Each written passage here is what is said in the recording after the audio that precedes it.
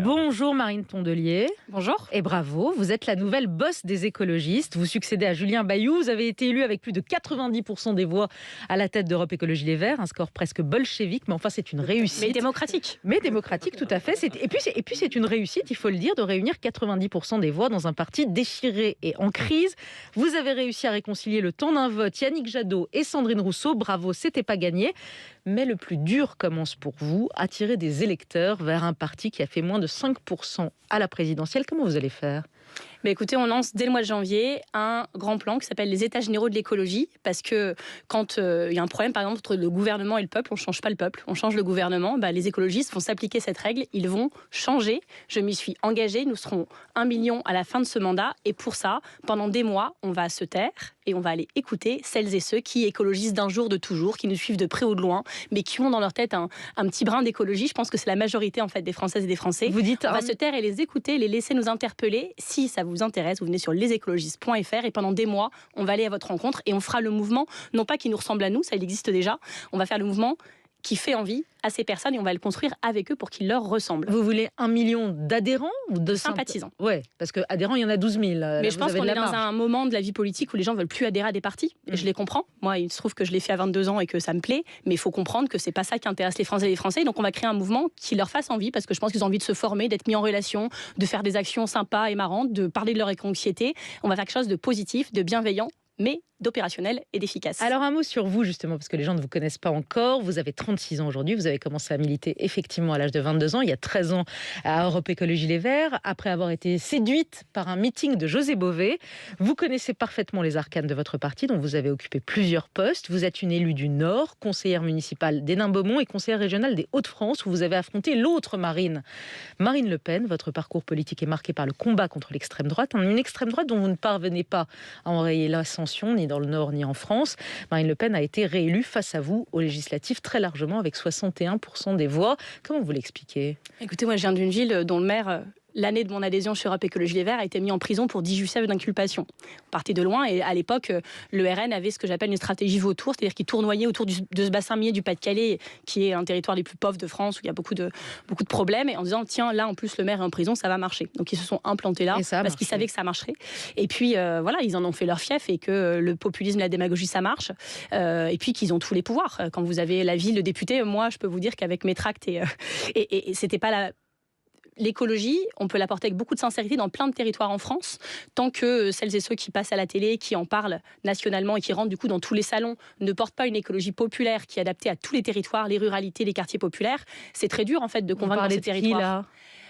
De celles et ceux qui... Sandrine Rousseau par exemple ? Non, alors je vais vous dire... Si j'ai fait ce score et si j'ai réuni tout le monde, c'est que je ne dirai jamais de mal d'un ou des écologistes, mais il faut reconnaître ce qui n'a pas marché dans le passé, et ça en faisait partie.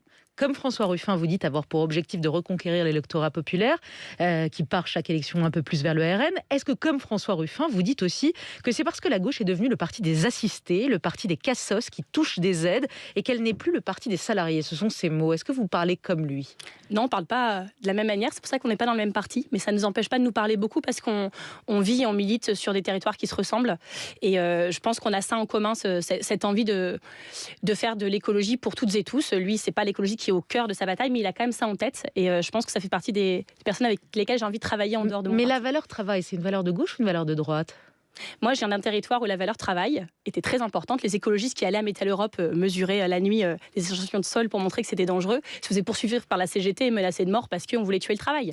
Mais je sais aussi que le travail, ça a créé l'amiante, la silicose, que c'était tellement placé au-dessus de tout, au-dessus de l'environnement, au-dessus de la santé, que aujourd'hui, quand vous habitez à Hénin-Beaumont, vous avez 5 ans d'espérance de vie en moins que si vous habitez à Paris. C'est l'espérance de vie la plus faible de France métropolitaine. Et c'est aussi lié à la valeur travail. Donc moi, je ne suis pas béate de la valeur travail. Ça ne m'empêche pas de... Non, je vous demande ça parce que Sandrine Rousseau dit que c'est une valeur de droite. Est-ce que vous partagez cela? Je pense que de l'avoir placé au-dessus de tout est un sujet, mais ce n'était pas qu'un sujet de droite. Vous regardez ce que Fabien Roussel dit, c'est aussi un peu la même chose. Et je pense que ce qui doit être le plus important pour nous, c'est la vie. C'est le vivant des humains, le vivant des non-humains, la biodiversité, la planète. Et c'est quand même pour ça qu'on se bat, nous, bien au-delà de la valeur travail. Oui, mais l'autre chose qui semble effrayer l'électorat populaire, puisque c'est votre objectif, c'est comme dit Bruno Latour, que l'écologie politique réussit l'exploit de paniquer les esprits et de les faire bâiller d'ennui. Et puis il y a le côté punitif, interdire les sapins de Noël, les barbecues, remettre en cause le Tour de France, boycotter la Coupe du Monde, ça n'attire pas l'électorat populaire, ça. Alors, je pense qu'on est en partie responsable. On a lancé l'alerte en criant pendant 40 ans. On s'était beaucoup moqué pour ça, mais si on avait fait ce qu'on disait il y a 40 ans, on ne serait peut-être pas là. Donc moi, je refuse les procès aussi en amateurisme de grands donneurs de leçons qui, en fait, font aujourd'hui qu'on en est là. Peut-être qu'ils peuvent regarder aussi leurs responsabilités. Après, moi, je porte une écologie de la joie, une écologie conviviale, le plaisir de militer, parce qu'en fait, les sujets qu'on porte, vous avez raison, sont durs, sont très anxiogènes, et qu'en fait, il faut qu'on arrive à s'en parler, pas à dédramatiser, parce que c'est dramatique. Les enfants qui naissent en 2022, on ne sait pas aujourd'hui leur garantir l'habitabilité de la planète pour quand ils auront 30 ans.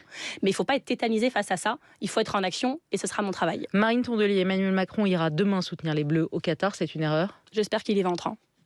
Bon courage, alors bon courage à lui. Vous pensez que c'est une erreur, c'est une faute politique? Vous pensez quoi? Vous êtes pour le boycott? Moi, je vous le dis tout de suite, je donnerai aucune leçon de morale aux gens qui regardent ce match. Je souhaite que la France gagne, etc. Mais moi, j'en suis à un point de ma vie où j'y arrive plus, en fait. Je suis fan de foot, je soutiens le RC Lens qui fait une fantastique saison. Mais le truc au Qatar, le lendemain de la COP27, où on va dans le mur, tout ce qu'ils n'ont pas fait, tout ce qu'ils auraient dû faire, se dire que le lendemain, on va voir des matchs dans des stades climatisés construits par du sang humain dans un régime totalitaire qui met en danger des personnes LGBT. En fait, j'arrive pas à participer à cette fête. Et ça me rend triste parce que j'aurais beaucoup aimé, si ça se passait dans un autre pays, suivre avec ferveur cette compétition. Quel regard, on parle du Qatar, quel regard vous portez sur le scandale de corruption qui explose au Parlement européen, qui a fait tomber plusieurs élus, des sociodémocrates? Comment lutter contre le sentiment du tous pourri, tous corrompus? C'est dramatique. Et moi, je vous le dis, je viens d'une ville qui a connu ça aussi à plus petite échelle, et c'était pas le Qatar. Mais c'est dramatique. Et en fait, il y a vraiment ce sentiment d'injustice et de deux poids deux mesures. C'est-à-dire qu'on demande aux gens des efforts, on leur dit c'est la fin de l'abondance, on leur dit de se chauffer moins, d'éteindre leur wifi la nuit. Et d'un autre côté, on voit ce genre de scandale, ça montre vraiment qu'il y a deux poids deux mesures. Et qu'en fait, et par ailleurs, des valises de 600 000 euros. Mais soyons pas naïfs, le Qatar est un pays qui achète les gens. Et en fait, il y a un bon signal dans cette affaire. Et il y a des élus de gauche qui se font acheter. Parce qu'on passe notre temps à reprocher. Et je peux vous dire... Non, mais parce que c'est tout à fait. Mais ce que je veux dire, c'est qu'il faut être fair. C'est-à-dire qu'on passe notre temps à demander au Rassemblement national leurs liens et leurs liens financiers, notamment avec la Russie. Mais il faut dire aussi que là, c'est des élus de gauche qui Mon maire était de gauche aussi. Moi, ça, je le sais, j'ai grandi dans ce milieu-là. Et je peux vous dire que je suis dans un parti qui est incorruptible. La force des écologistes, de Michel Rivasi, de Karim Adeli, de David Cormand, d'Yannick Jadot, ils ont toujours été très fermes sur ces questions et vous n'en trouverez pas un d'entre nous qui prête le flanc, ce genre de choses, et même plutôt on le raconte et on fait apparaître ce que personne ne sait. Là, au moins, maintenant, c'est sur la place publique, et je pense que le Qatar sait maintenant que ce qu'ils font, on le saura. Marine Tondelier, vous voulez changer le nom d'Europe Écologie Les Verts, ça va devenir les écologistes. C'est le mot Europe qui vous dérangeait? Évidemment que non. Évidemment que non, mais moi j'ai un territoire, quand on dit Europe, écologie, les Verts, déjà c'est bizarre. Quand j'appelle à la mairie pour réserver une salle, on me dit c'est la dame de l'écologie des Verts. Il y a un truc, déjà c'est un obstacle. Et donc les écologistes, ça montre aussi que ce qu'on porte, c'est une écologie indivisible. On n'est pas là pour dire est-ce qu'on est l'écologie féministe, est-ce qu'on est l'écologie environnementaliste. On est tout ça, on est les écologistes. Et tous celles et ceux qui veulent nous qualifier veulent en fait nous diviser. Donc on sera tout ça à la fois. Parfois, vous vous auto-qualifiez vous-même. Quand vous dites l'écologie radicale, c'est vous qui vous qualifiez. C'est pas moi qui le dis. Non, c'est Sandrine Rousseau. Voilà. Les élections européennes, c'est dans... apparemment. Non, pas du tout. Pas du tout, je parle d'elle, écoutez. Les élections européennes, c'est dans 1 an et demi. Vous dites la ligne est claire. On présentera une liste écologiste. Hier, Manuel Bompard à ce micro. Ne désespérez pas de vous convaincre de faire une liste commune, une liste NUPES pour éviter le duel Emmanuel Macron-Marine Le Pen. Vous lui répondez quoi ce matin? Merci, mais non merci. Quand c'est non, c'est non. Ok. 2022. Donc il n'y a pas de négociation possible encore avec vos alliés NUP? Il faut arrêter de faire les forceurs, en fait. On l'a dit, on l'a redit, on l'a re-redit. Maintenant, stop. On discute quand ils veulent de plein de choses. Ils vont aimer les européennes, des forceurs. C'est non.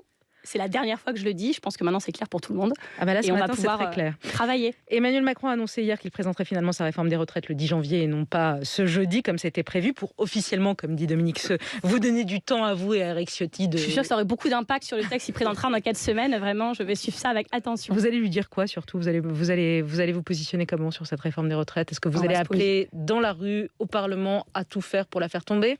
On est en train de bien préparer nos baskets pour être dans la rue en janvier. Et je peux vous dire qu'on y sera nombreux et pas seuls. Vous serez le 21 janvier à la marche des Insoumis? À la marche organisée par les syndicats, parce que c'est comme ça que ça marche. Pas à la marche des Insoumis? Ce sera à la marche des syndicats. Ah bon. Et ça va bien la NUPES, dites-moi. Et pareil, mais non, mais on peut travailler sur plein de choses. Mais en fait, quand il y a des mouvements sociaux, c'est les syndicats qui les organisent. Les partis politiques sont dans la rue avec eux et à l'Assemblée pour combattre. Mais surtout, ce que je voulais dire à Emmanuel Macron, c'est que si on veut des retraites, ma génération, il faudra aussi sauver le climat. et que si il ne parle que des retraites et pas du climat, il mettra aussi en péril la solidarité intergénérationnelle, parce que comment vous voulez que dans 15 ans, les jeunes donnent 30% de leur salaire en solidarité intergénérationnelle à celles et ceux qui leur ont laissé une planète à plus 3 degrés. Je leur souhaite bien du courage pour vendre ça aux jeunes générations. Marine C'est bien ces deux sujets Tondelier, en forme. C'est bien.